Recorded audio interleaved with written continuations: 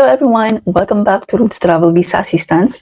So today, meron po ulit akong i-share sa inyo na successful story po ng client ko, bound for Poland. So another special case naman po itong i-share ko sa inyo kung saan talagang makaka-relate kayo kung kayo po ay nagbabalak na mag-apply ng Schengen Visa and sponsored ng mga foreign partner nyo. So kahit na saang part kayo ng Europe, saang part ng Schengen country, kasi almost the same yung general requirements nila. So magkakaroon po kayo ng idea kung ano yung mga requirements na possible requirements na dapat nung ihanda para sa Schengen Visa application nyo. So panoorin niyo po itong video dahil i-share ko po yung processing timeline niya and yung list of requirements na sinabit niya sa Polish Embassy, kung bakit na-approved yung visa application niya, and i-share ko din po yung immigration story niya kung saan successful din po ito kahit na nag-undergo po siya sa secondary inspection dahil first time niyang mag-travel abroad, pero nakapasa naman po siya sa immigration. So i-share ko po sa inyo yung story na yon, lahat ng information na makakatulong po sa journey niyo. So, ito po yung naging special sa kanya kasi siya po ay unemployed sa Philippines and widow po siya. Meron po siyang anak sa Philippines and fully sponsored ng boyfriend niya yung travel niya. So, si boyfriend niya ay nakapag-visit na sa Philippines, I think for one time. And then, ngayon siya naman po yung nagbabalak na mag-visit sa Poland. So, ito po yung story talaga. January 21, 2025 po siya nag-reach out sa akin and asking for help. Ayun nga, sinabi niya dito sa akin yung story nila na nagbabalak sila na mag-visit siya sa Poland and then nag-ask na siya ng advice. So, nag-avail po sila sa akin ng services para sa Schengen Visa application niya para matulungan ko sila para sa pag-apply niya ng Schengen Visa. And then March, kami nag-start talaga sa preparation. Kasi nung time din na yun na nag-avail sila, March 2025. So, from March, kami nag-prepare everything, kung ano yung mga kailangan niya, ano yung mga requirements na galing kay boyfriend. So, i-mention ko po lahat ng yun later on. So, from March, April, May, June. So, 4 months po yung preparation kasi may may important matter din si boyfriend niya kung bakit medyo matagal kumuha ng invitation, yung official invitation si boyfriend sa Poland kasi he is working from other countries. So, kailangan niya umuwi pa ng Poland para kumuha ng document na yon. So, kaya medyo natagalan. And then, June 9 po yung appointment niya sa Polish Embassy. Gusto ko lang kayong i-inform kung kayo po ay magdi-DIY para sa Schengen Visa application nyo, make sure na ma-check nyo po talaga from time to time yung website ng embassy kasi mag-change sila, for example, sa Polish Embassy kasi within April and May, nag-check na ako ng appointment para sa client ko. And nung time na yon, sa pagkakaalam ko, sa BLS pa. And then, nung before ko na-book yung June 9, bigla na lang sa pag-check ko sa website ng BLS, biglang nakalagay doon sa announcement na doon na sa e-consulate mag-book ng appointment. So, dali-dali akong nag-book doon. Talagang chinek ko doon. And then, ayun, nakita ko yung June 9 na available slot. So, binook ko yun. And ayun, directly sa Polish Embassy yung pag-submit ng application nung time na yun. Kasi nag-start yun siya June 1. Start ng June 1, doon na sa e-consulate mag-book ng appointment. And then, so hindi sa BLS. So, ngayon, nag-change po ulit sila. Starting July 14, 2025, doon na ulit sa BLS mag-submit ng application. So, tandaan niyo po yun, kailangan yung i-check from time to time kasi nag-change yung Polish Embassy ng kahit ano, kung sila sa kanila ba mag-submit ng application or sa BLS ba. So, kung hindi niyo po alam, kung hindi po kayo familiar about BLS and Polish Embassy na kung baka the same lang ba yun siya, hindi po yun siya the same. Yung BLS, yun po yung Visa Application Center. Yun po, sila po ay service provider lamang. Hindi po sila yung magde-decide kung approved ba ang visa or denied. Ang Polish Embassy po yung magde-decide. So itong BLS, sila po yung mag-a-assess ng requirements nyo. Sila yung mag-a-accept ng requirements nyo. And then, ifo-forward nila sa Polish Embassy yung application nyo. So yung Polish Embassy pa rin yung magde-decide kung i-deny ba yung visa application nyo or i-approve. So magkaiba po yun sila. So ngayon, nag-update po ulit yung Polish Embassy na sa BLS ulit mag-book ng appointment at doon mag-submit ng application. Hindi na sa Polish Embassy. So, ayun. So ayun, June 9 po submit ng application yung client ko sa Polish Embassy. And ang maganda kasi kapag doon na sa Polish Embassy, directly during your appointment, yun na din yung interview date mo. Pero before iba. Before kasi meron din akong previous clients before for Poland din na after nilang mag-submit ng application, kasi sa BLS sila before, after nilang mag-submit sa BLS, maghihintay ng schedule for interview, lalo na sa mga first time na mag-travel to Poland, possible po na merong interview na mangyayari sa inyo, sa mga applicants, first-time applicants. So, ganun yung process. Pero dito sa client ko, nung June 9, siya nag-submit ng application sa Polish Embassy, doon na din yung interview, nung day na yon, June 9 din yung interview niya, and then binigyan po siya ng like a slip na kung kailan niya i-pick up yung passport niya. 'Di ba? So, eto po yung binigay sa kanya after niyang mag-submit ng application. So, June 9, siya nag-submit, and then nakalagay po dito yung passport collection, June 23, 2025, kailangan niyang i-pick up yung passport niya ng 2 to 3 p.m. So, makikita niyo na kung kailan niyo dapat i-pick up yung passport niyo. So, ngayon, about sa interview. So, after niyang mag-submit ng application, tinawagan ko siya. And, ayun, shinare niya, kinuwento niya sa akin kung ano nangyari during sa interview. And then, sabi niya, lahat daw ng questions na binigay ko sa kanya, na sample, na possible itanong sa kanya sa interview, yun daw talaga yung mga tinanong sa kanya. So, ano ba yung mga possible questions sa interview? So, kapag yung purpose of travel nyo po ay mag-visit sa foreign boyfriend nyo,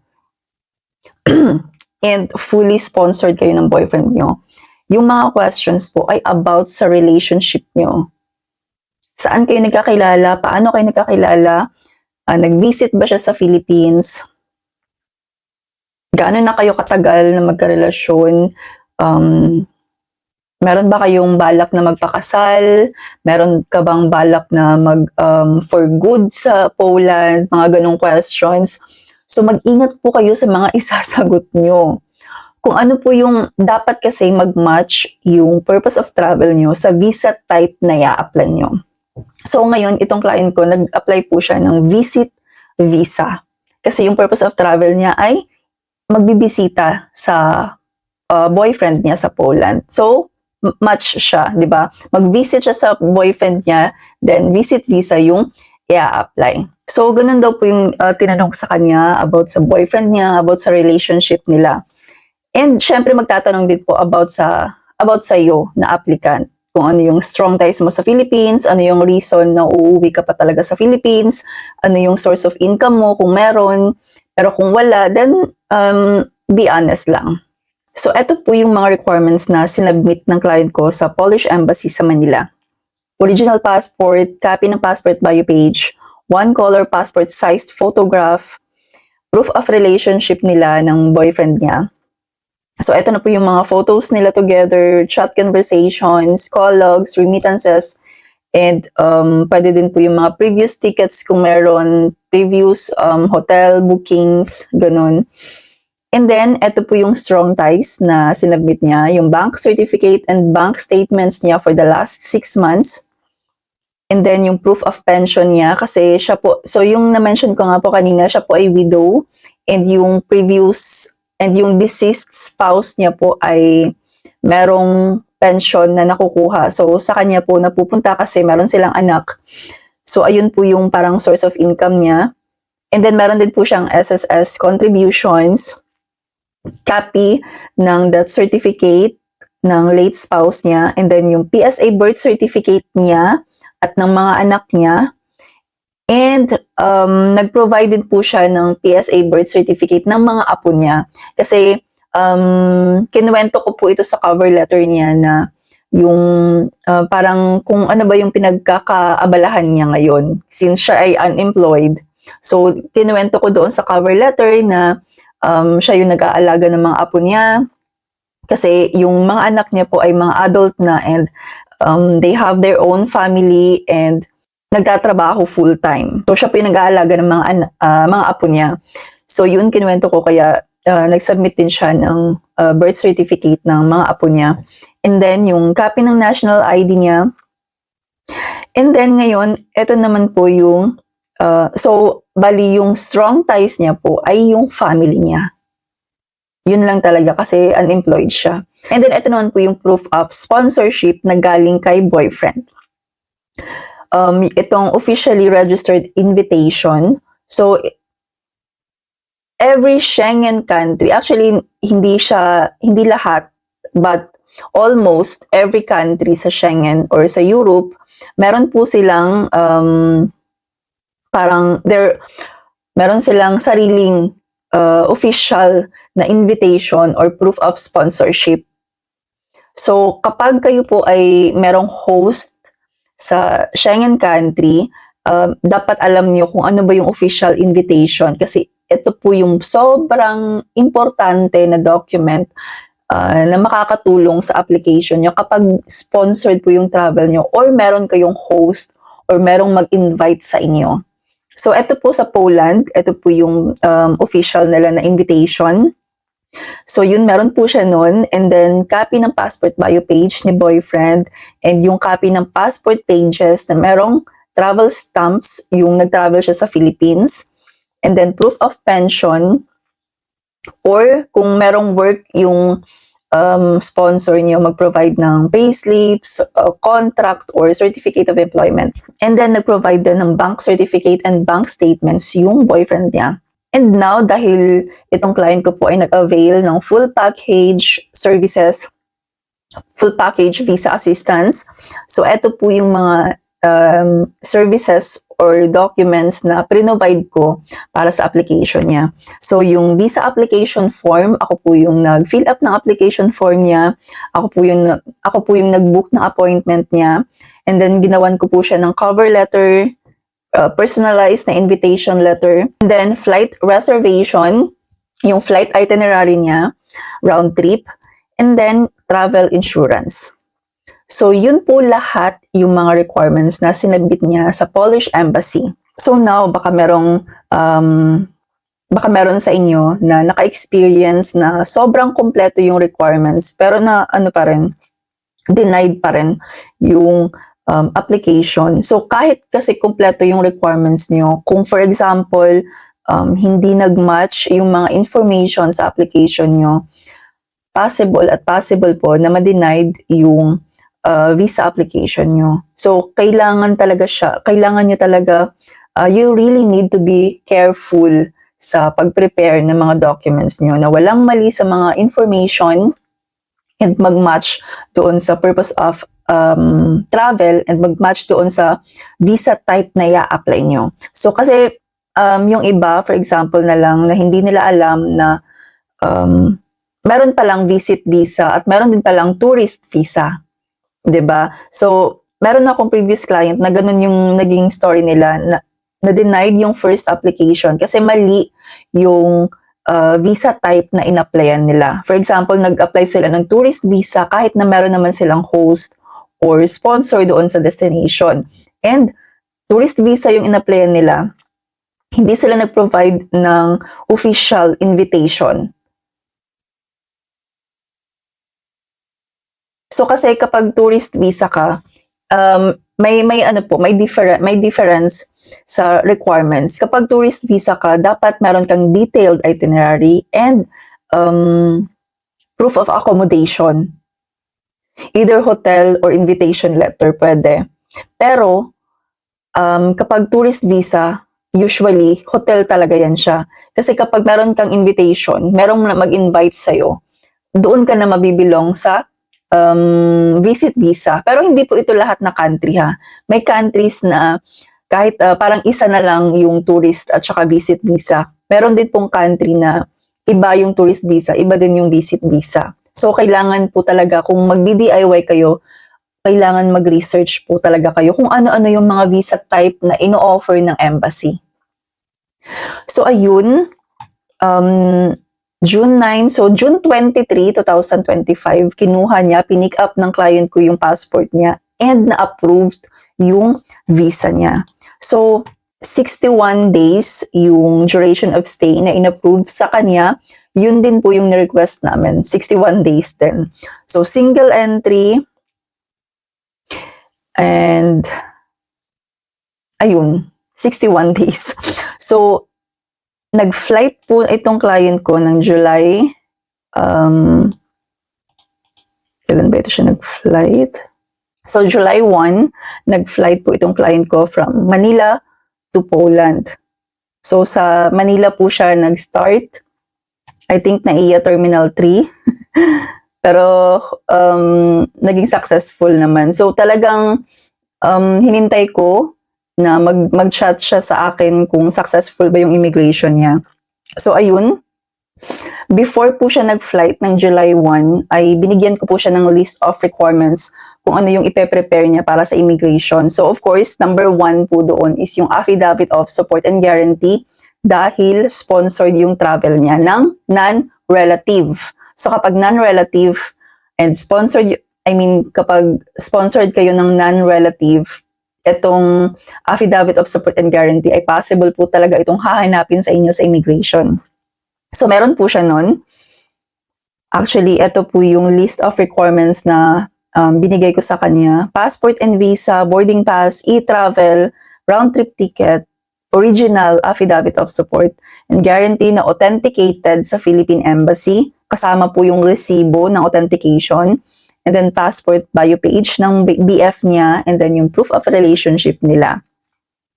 And then sa Poland immigration, sabi ko sa kanya, i-ready niya lang yung official invitation and yung passport copy at saka yung round trip ticket. So, sa Philippine immigration, dumaan po siya sa secondary inspection at sabi niya, kung the same lang din yung mga questions, yung sinabi ko sa kanya ng mga question na i-practice niya kung ano ang isasagot. So, ganun lang din talaga daw yung mga tinanong sa kanya doon sa immigration about their relationship ni boyfriend. And then, sabi niya dito, ayun nga, sagad yung mga questions and natagalan siya dahil meron siyang finil up kasi kapag mag-undergo ka ng secondary inspection ay meron kang i-fill up na form and further interview po ang mangyayari sa secondary inspection. And then sabi niya dito, nagtanong din daw yung immigration officer sa kanya kung meron ba siyang travel agent. And then she said yes. And sinabi niya yung pangalan ko na ako yung nag-assist sa kanya. And then, ayun, wala namang naging problema. And binigay na lang daw lahat yung mga requirements na pinahanda ko sa kanya. Yun lang din yung pinakita niya sa immigration officer. And then, ayun, okay na, walang problema. Nakaalis naman po siya successfully. And July 2 po, nag-arrive siya sa Poland. And eto na nga, kasama niya na yung boyfriend niya sa Poland ngayon. So, ayun po, sana ay nakatulong itong story ng client ko. And ayun nga, kung magdi-DIY po kayo sa mga visa application nyo, kailangan nyo po talaga mag-research and check the website from time to time kasi nag-change po sila. Meron silang mga update. And for example, kung wala kayong time na mag-research or as in wala kayong idea kung paano ba mag-start para sa visa application nyo, then nandito po ako nag-a-assist, nag-o-offer po ako ng services para i-guide kayo sa visa application nyo sa mga requirements na dapat nyong i-submit And then, sa procedure, kung saan ba kayo dapat mag-submit ng application, yung pag-book ng appointment, everything. So, i-message nyo lang po ako. Pwede po kayong mag-comment dito. Kung meron kayong mga questions or clarifications, pwede din po kayong mag-comment dito sa video natin. And syempre, kung sa tingin niyo po nakatulong itong video, kung hindi pa po kayo nag-subscribe, mag-subscribe na po kayo, i-like niyo po itong video, i-share niyo po para makatulong din po sa mga relatives or friends niyo na nagbabalak din na mag-apply ng Schengen Visa. And again, kung meron kayong mga questions, mag-comment lang po kayo. Thank you po for watching. Bye-bye!